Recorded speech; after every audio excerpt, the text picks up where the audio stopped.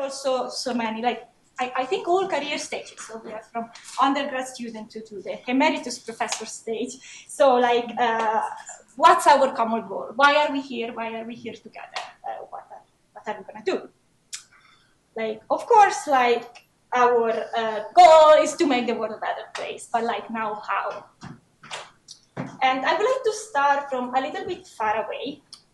So, so if I ask you to sketch a graphical representation of evolution, what would you draw? And I think that at least, I don't ask you because probably it's very different, but so I imagine that at least some of you would sketch something like this. So a tree-like graph with some different branches. And so this representation of evolution is embodied in the phylogenetic tree of life, which represents the idea that all organisms somehow comes from a common ancestors, and branching now events are often interpreted as mutation, and with this mutation generating diversity. So we go basically from one to many. Now, what about these three?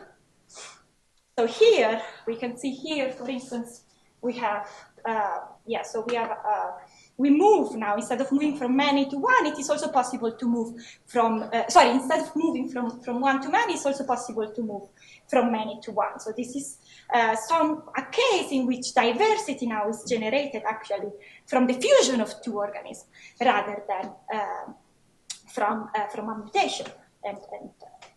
And I actually didn't draw this tree at random. I just took it from an old paper from Margolis, in which she explains some kind of early ideas on symbiogenesis by Boris Kozov-Polyansky that were not that recognized at the time. So here, innovation doesn't come from branching through mutation and selection. Instead, it comes from the fusion of bacteria and hosts, which can give rise to structure such as cilia, and flagella, like mitochondria and chloroplast. So what I want to say with this is mostly that evolution is really multifaceted. So major evolutionary innovation can occur through mutation and selection, acting on one lineage. They can also occur through genetic and cellular fusion between one separate lineages. And they can occur through so many other processes like hybridization, introgression, like behavioral changes, cultural changes, horizontal gene transfer, many of which we are really just beginning to understand. So evolution does not operate only along lineages, but also across them. And so perhaps, our tree of life might actually look like something that doesn't really look like a tree anymore, in which like branches diverge and intersect. And some scientists are already thinking about this. How can we now draw these trees? And so how can we sketch this? Which data sets should we use? Which axis of biological variation, would we need to consider? So we do know how to use genotypes, and that's wonderful. But now to draw this, what would we need, right? Like other dimensions of variation, like phenotype, or behavior, or physiology, sometimes may be hard to measure and to compare. And in this sense, I think that between all these measures, microbiome actually really provide a way forward, so they really provide this measurable window into multidimensional reticulate evolution, as Seth also has explained this morning. So they allow us to quantitatively now study how interactions among lineages and context dependency can affect evolution and shape evolutionary outcomes in the real world. And so incorporating these new dimensions of evolution is now really essential to progress, and microbiome show why this matters. So we really have applications of this in so many different areas. For instance, like conservation and successful species reintroduction, which depends not only on preserving genomes, but also on microbiomes. It's important for public health and epidemiology because, human health and disease outcomes are shaped by the microbiome, which influences immunity, metabolism, and susceptibility to infections as well. It's important for medicine and therapeutics, or when we think about antibiotic resistance, cancer progression, drug efficiency. They are all driven by this microbial evolution and horizontal gene transfer, these kind of reticulate processes. In terms of agriculture and climate resilience, well, plant productivity and stress tolerance might depend on good soil, like on having symbiotic fungi and bacteria in the soil, making actually microbiome-aware strategies essential for sustainable agriculture.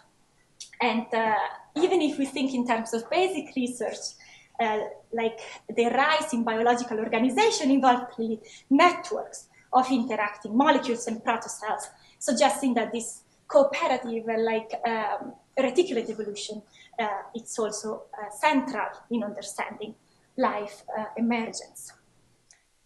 So, and I would say that beyond this, focusing on only one way evolution operates is limiting in terms of progress, but it's also limiting in terms of as a philosophy, like it potentially leads to harmful ideas. So in this representation of the tree of life, success is somehow about being the best competitors, and your gene, it's kind of embodied this idea that your gene are somehow your destiny, because if I have the right mutation, I'll be the best competitor, I will succeed. And while in a more reticulate evolutionary idea, success is really about being, it can be at least about being the best cooperator and finding a great partner, and it really depends on the context, what the outcome would be. So incorporating this new dimension is essential to progress, and is essential to correct some factual errors in the popularization of evolutionary biology. Now, the point is, while we really know how this works, and this narrative is powerful already, this other narrative is not powerful yet. And I think that if we ask ourselves why, well, the answer is there is no theory for it, or there is not yet that great theory that gives us the intuition and understanding of how these things work. And if evolution is multidimensional, well, then our theory and data need to reflect this. So we do need a comprehensive theory to generate this understanding, predictability, applicability, and solutions at the end. And microbiomes show how such a theory can directly now translate into scientific and societal progress. So yeah, that's why we are here, I told you, to make the world a better place. And so, well, why do we lack a general theory? And sorry for the microbiologists. Maybe I should have put some true microbes, but I kind of like. So we are discovering.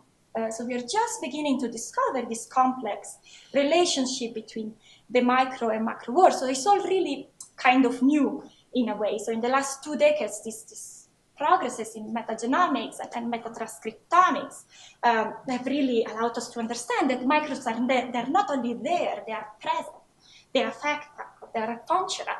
But now how can we include them in our models? And well, part of the problem is that, as John mentioned, historically evolution and ecology in 2 different fields, where evolution was about, okay, who inherits what, and ecology is about who interacts with whom. But now with microbes there in the middle, well, who inherits what now depends on who interacts with whom. And so we really have this eco-evo feedback that give rise to these evolutionary dynamics that we want to understand and study and characterize. All right, so we decided we need a theory. So where should we start? And I will walk you through some of the topics that we will think about during this workshop. So this list is not exhaustive, so it's just a glimpse of it. You will bring new ideas, and yes, more will be added and so on. But it's just really to give you an overview. And yeah, so it's and what I will say is part of all reflections, but it's also part of work we have done together with some of you in this room and discussion we had, and also I will also present or at least mention some of your own work and some of other work. So it's really a mix. So let's start with first topic. So it's about emergence and stability of symbiotic association. And here I would say, in particular, the focus is mutualism. So how do mutually beneficial partnerships arise, persist, and evolve in the face of change? And the point here is that mutualism are often thought to be fragile, prone to collapse, and susceptible to exploitation by so-called cheaters that are parasites that somehow use the system and don't exploit the system and don't give anything in return. Yet, these mutualisms are universal, they're everywhere, they're long-lasting and evolutionarily stable, as pointed out also a lot by Judy Bronstein, that I hope is following us online and as part of a discussion with her. So why there is this mismatch between the theoretical intuition that tells us that, well, mutualism should be somehow fragile and observations? In fact, we even have that evolutionary transition from parasitism to mutualism appear to be more common than the opposite. And I think that holistic thinking is really key here because, and more than this, especially I would say that resource dynamics are the key. So we can shift a little bit from species interaction and think about resources. And actually, I think John started mentioning this, but I would not use the word pool. So I think in the conventional thinking, the environment is this pool from which species actually feed from.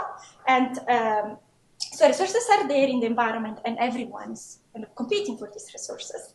And so the stronger competitor will get the resource, in this case, that tiny cake there. And if the one is more competitive, you will leave more cake and then have more offspring and so outcompete the other. So that's what the intuition tells us. But now in symbiosis, that's very different because the community is the environment. It's not a pool, an outside pool anymore. The host is the environment of the microbes. The microbes are, or at least shape, the environment experienced by the host. And so we are in a different world in a way. So these two, they're not competing for a pre-existing cake. They're actually influencing how much cake is there. So it's like saying, rather than fighting over a slice, they now dig the field together and they produce the flour and sugar they need to produce a cake. And the size of that cake can change, right? And so by changing the environment, they actually might change the nature of the competition itself. And so there is this kind of the flip intuition about things. So if we switch from thinking that the environment affects the community to thinking that the environment is the community, at some point, we really don't know anymore what to expect from the system. So our intuition breaks down, and we would think that species should outcompete each other, but well, they don't. And I think it's a little bit like when in primary school you learn, like your triangle has like, it has, the sum is 180 degrees, and somebody comes and say, no, actually, I can draw a triangle with 3 square angles, and then and you don't understand. I know that's impossible, and then somebody draws it on a sphere and say, oh, look at that. And so I think that's a little bit the kind of switch we need to do. And we just need to understand the new rule because we are no more in the same dimension in a way, like in the same type of world. We need to understand the rules that are there when organisms live together and shape each other's environment. And I think this concept is not new, right? Like indigenous cultures have said this for like thousands of years. So there is this beautiful art I found from Norval Marisol, which shows really that like the environment is the people are the environment, the animals, and everything. And then also there are concepts of this in misconstructions. When they say, so Leontine and Lewis, they say, well, the organism influences its own evolution by being both the object of natural selection and the creator of the condition of that selection. But this concept is new again, somehow, like I don't know if you've seen this book, but it's new and it's actually great. It says it's titled Becoming Earth. And it's really about explaining how living creatures, and particularly microbes, are really orchestrator of their environment and participants in their own evolution. We and other living creatures are more than inhabitants of the Earth. We are Earth. And that is also, it really links back to symbiosis in a way. And yeah, I found also this philosopher that's saying, well, we are exiting now the Anthropocene and entering the Symbiocene. And that's kind of the way we can save ourselves and the world. We can hope. Yes, but the point is, how can we formalize this into a theory again? So yes, the concept is there now. How can we? And a little bit less philosophical and more mathematical. I think what we need to do with a theory is like to account for this feedback loop between community selection and resources. So if your community now affect the resources, and the resources then affect the selection, and the selection then feedback and affect again the community, we really have this feedback loop and an emergent property that can arise from this living together. We can have new steady state, new stability mechanisms. I'm sure some of your talk will show us. And we really again have this eco-evo that kind of puzzles us. So then linking this back to the first question. So what happens to mutualism? When we change, well, topology, maybe you shouldn't, like geometry topology, dimension, right? So is there some intrinsic explanation now of why cheaters don't really take over? And okay, so I think it's enough about this first topic. So let's move to the second one. I really like this topic, if you understand. So let's move to the next one, which is like multi-scale evolution. How do processes at different spatial, temporal, and organizational levels interact to shape evolution? So again, concepts like stability and coexistence used to be based on one trophic level with usually a high prevalence of competitive interaction. But now what happens in a multi-level, multi-dimensional world? So in this case, we have host-host dynamic, we have microbe-microbe dynamic, we have host-microbe dynamic, and they all are linked. And that interplay, again, can generate different dynamic that we cannot predict by looking at one part alone.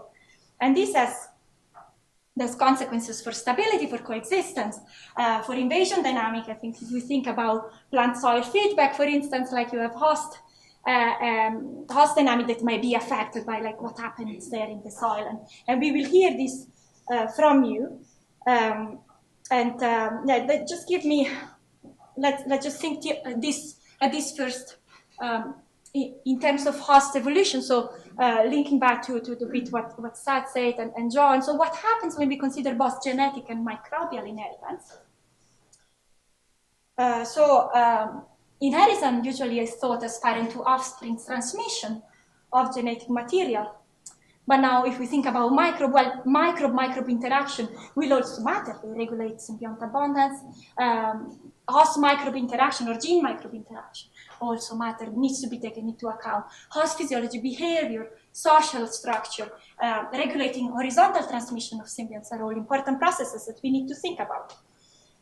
So now inheritance is actually an evolutionary but also an ecological process, which can be deterministic and stochastic. So we really have this eco-evo again happening again. And one of the big points is, well, there is no well-defined generational time anymore. So the host generational time is different than the symbiont, but also like the ecological time scale is overlapping and with the evolutionary time scale. So this process really unfolds over the same time scale.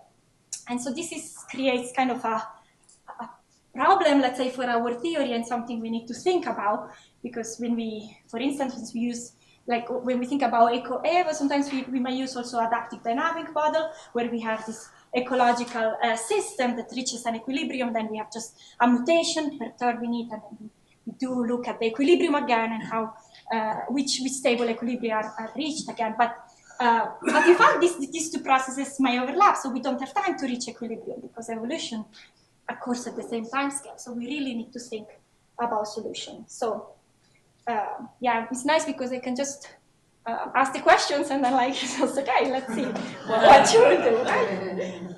And we can also think in terms of symbiont evolution. So if we think at the evolution of pathogenesis, for instance, so this is affected by processes occurring, again, at different time scales. So at the host scale, the host demographic and social structures can affect pathogenicity. Host microbe interaction can, again, affect pathogen exposure. Microbe-microbe interactions, such as like co-infection, horizontal gene transfer, are also affecting this. And so we can, what happens within the host matters, and what happens between the host matters again. And so we really need to think in terms of this immune epidemiological model that, so where we have an epidemiological model coupled with immunological model to understand what's going on. And now this brings me to the next topic, which is social microbiome. So what are the ecological and public health consequences of microbe transmission between populations? As you know, microbiome can be inherited vertically or horizontally from other hosts or from the environment, forming this idea of social microbiome. So the microbiome is not only what an individuum has, but really it's something that is at the level of the population or even of multiple populations. So in terms of theory, this means that one host net now can be seen as a habitat patch for like hosts can be seen as habitat patches for dispersing microbial symbionts. So where we link like within host dynamic or local dynamic to between host or regional dynamics. So we are actually in the realm of meta-community theory, possibly. And the question is, okay, now how do host-level processes affect symbiont community? And we have a lot of data for this. We have a lot of statistical patterns, but a little bit limited, I would say, still mechanistic insights. But now if we talk about host, that's still a little different than talking about some abiotic patches, as we see very nicely from this picture from Miller et al. in 3. So if host now can move, so patches can move, they can evolve, they can be created, they can be lost through processes like birth and death, and also symbiont exist and evolve between patches. So if we think about some facultative pathogens, well, they evolve in the environment before colonizing a new host. So we need to take that into account. And then we have all this patch symbiont feedback that we talked about before. So we really need this extension to understand what's going on and which new patterns can be produced if we take all this into account. And this has lots of implications. So if we think again in terms of conservation and on this idea of conserving both, right, host and symbiont, it's important to understand, for instance, how does host diversity shape symbiont diversity? So do host population bottleneck imply symbiont bottleneck? What's the role now of horizontal transmission and environmental acquisition? Do they homogenize the microbiome or not, and when? And can we formalize this? Can we really have an idea of more quantitative idea of which parameters are there, how do they matter? And yeah, I think a nice example is how do host population sizes affect diversity in a population? So how does that N, let's say, affect your alpha diversity? We could think, okay, it's a large population, we have more diversity possibly, but well, not necessarily. Yes, we might have more opportunity for introduction, but and less drift, but rare species might get excluded. And yeah, well, the fact is we don't know yet, right? And or what determines species abundance distribution? Like, is it the same as free living species? Well, no, they seem to be more skewed. So what's the role of like competition, host filtering, transmission, and so on? And so apart from conservation, like another nice application of this is really medicine or public health. So is a population health now determined by local processes like how your microbiome richness or evenness or whatever, or meta-community processes like host interaction, connectivity?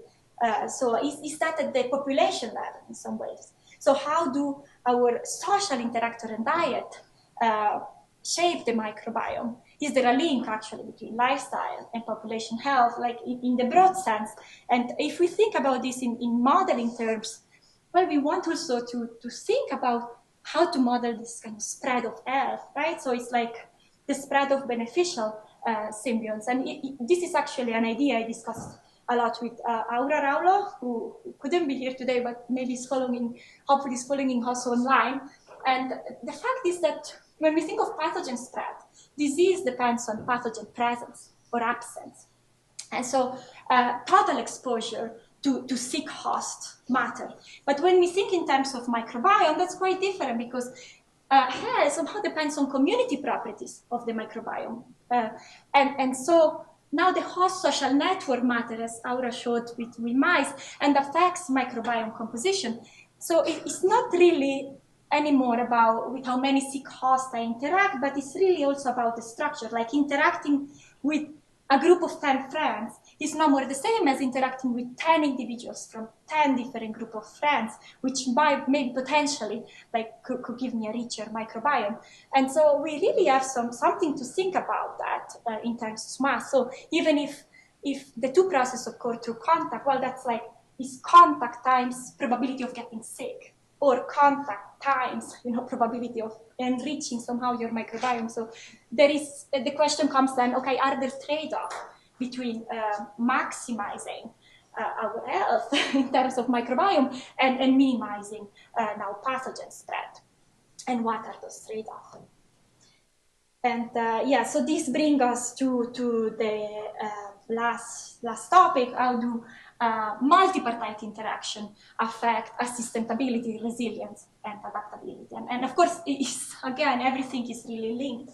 But I use the same picture here of SAD, but like organisms really participating more than a symbiosis at the time. So what are the dynamics emerging from this nested multipartite interaction network? So can we predict this emergent property, such as resilience, robustness, sensitivity, from species interaction network, interaction strengths, and abiotic factors? And there is a lot of statistical and computational approaches to this, and again, I hope we will learn from you. But there is also, I think, a lot of theory in ecology that can tell us what's going on. Like, for example, we have models of below-ground interaction which can affect above ground interaction, if we think of plants and like pollinators and also symbioses. And I think this can also tell us something about what to expect from these systems. Or we have a lot of work from Fernanda Valdovinos on mutualistic networks and how they respond to perturbation. And from Michelle, who's here, about telling us how do multiple mutualists interact in multi-species mutualism, where also we have a host and multiple symbionts, where these symbionts, like, they don't necessarily interact in an additive way, like interaction can move from being synergistic to antagonistic. And I think, so understanding this actually can help us. So there are, of course, a lot of applications, but I kind of like this one. It's the oyster vibrobacteria herpes virus system. So we have these three living peacefully together, and till they don't. So like everything works well.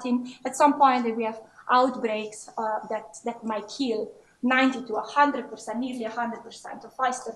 And it's really hard to predict this outbreak and understand what's going on. And this is because there are so many factors that seems to be linked to each other and interplay. Like we have really these interactions that might be synergistic or antagonistic. We have host factor playing a role, and environmental condition like temperature and salinity, where the disease dynamic at the end emerges from these coupled processes. And so hopefully such a theory can help us understand what's going on here. So yeah, so now I hope you see why you're all here. I hope that helped you to understand why you're all here, and you're such a diverse group of people, and why you're really so essential to this mission of formulating a theory of host microbe symbiosis. And when I say theory, I don't think this huge model that will tell us what's going on. I think of many, multiple models that will give us that intuition to say, okay, this is what I would expect.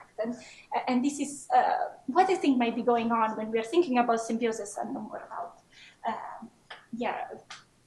free living or like organism. So yeah, yes, together, so we really have the tools, we have the questions brought by you all. And so, well, let's get started. The schedule is like, the schedule is down, so like, you're here to do work, okay.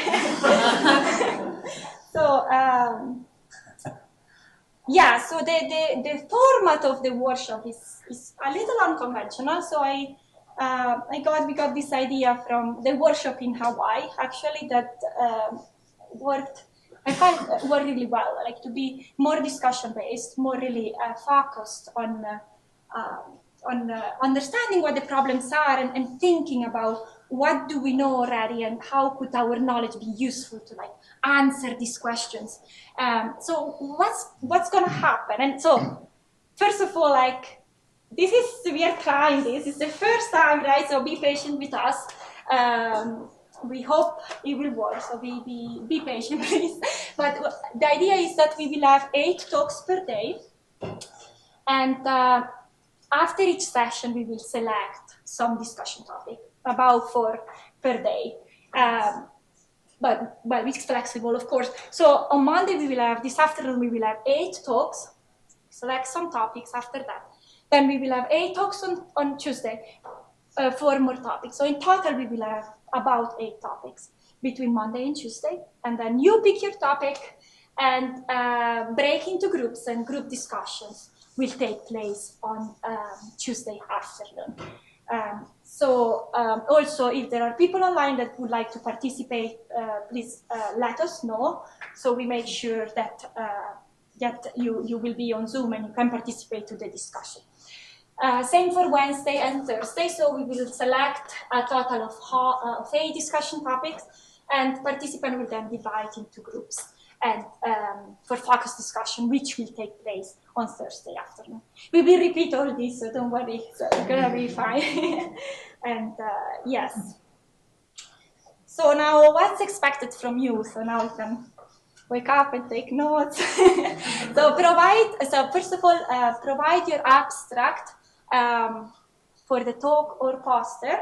For the poster, it would be great if you could also provide a link to the poster so people online can see your poster and possibly contact you or discuss with you if they would like to discuss something. If like in the overleaf or email it to me, it's totally fine, no problems. So whatever is easy. Then we expect you to participate to the discussion. Yeah, again, online participants, please signal your interest. And once the discussion will take place, we expect you to have one, like per group, one summary, one written summary of 2 to 3 paragraphs that you can add to the overleaf. We will discuss that. And a 3-minute, like a short presentation on the day after the discussion, which is like Wednesday and Friday, to just like, briefly present what we discussed. And then I think we will have some presentations or more discussion on Friday, but I think, we're still flexible with that. We will see exactly what. And well, we really hope that this discussion might serve as a starting point for future collaborative projects. So that's a dream, right? But we really hope that there will be concrete outcomes, and we would be really happy. I mean, that's the top, but if we could really think of even a special issue in host microbe symbiosis theory in the journal. Right, so done for now. So do you have questions?